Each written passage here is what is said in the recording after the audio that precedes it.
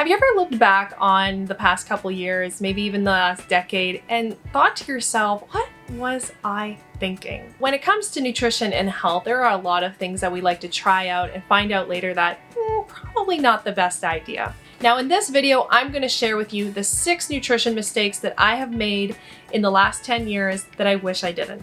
Now you might think that as a dietitian that I would know everything about nutrition, and I know quite a bit. That being said, when I was in my undergrad and graduate school, I was still learning, and even today I am still learning. And so as a result, there are things that maybe I tried or didn't even realize at the time that would have been better for me. So I wanted to share those with you today. Now the first mistake is not getting enough protein every single day. The problem with this is that I started to rely on a lot of carbohydrate-rich foods, and while carbs are super important for our health, you definitely do need some, what I would end up doing is have a really carb-heavy breakfast, carb-heavy lunch, and then a carb-heavy dinner, and my blood sugar would go up and then crash back down pretty fast. If I had paired a protein with that meal, it would have slowed down the absorption of the sugar and the carbohydrates in that food, and it would have been a lot more steady.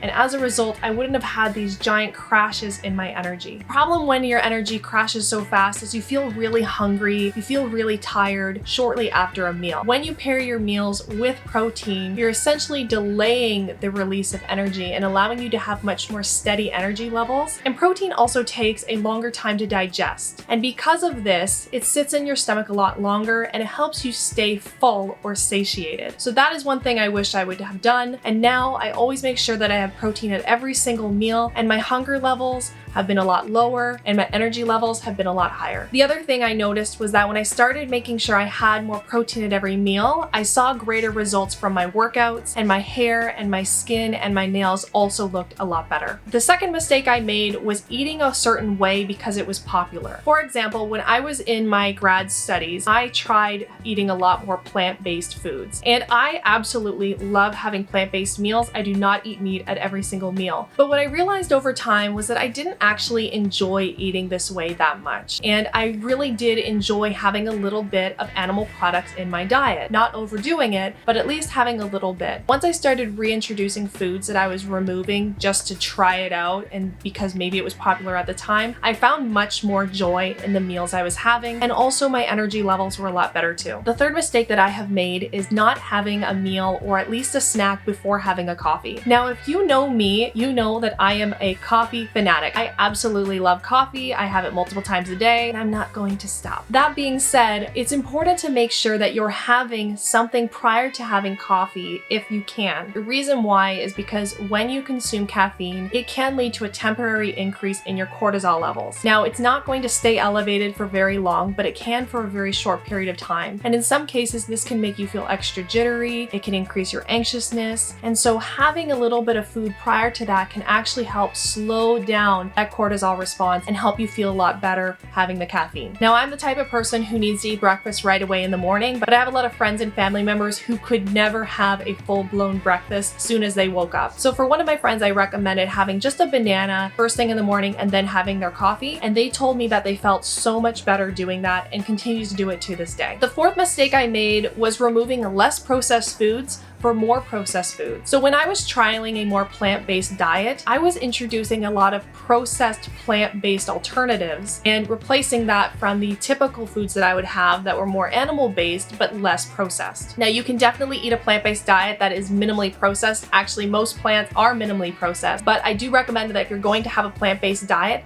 that you focus on ones that are made from whole foods rather than a lot of those pre-packaged plant-based products that aren't as nutritious for you. If you can only rely on those really highly processed plant foods, but you can have a lot of lower processed, less processed animal products, then maybe try to find balance between the two if that aligns with your values and preferences. Now, regardless of the food type that I have, whether it's plant-based or animal-based, I always try to strive for minimally processed foods, and I try to apply about an 80-20 rule to it. 80% of the time, I'm having whole, minimally processed foods, foods, so I'm not having overly processed meats, for example, and I'm not having overly processed plant foods or grains, and instead I'm having mostly foods that I have to cut up myself and eat. That being said, 20% of the time I still allow for enjoyment, and I think that balance really works well for most people. The fifth mistake I made was waiting too long to eat. So I used to be a really busy student, and I didn't have a lot of time between classes to have meals. So I would go many hours without eating. And by the time I was actually able to eat, I was so hungry. I was absolutely starving and could eat everything in front of me. So as a result, when I would eat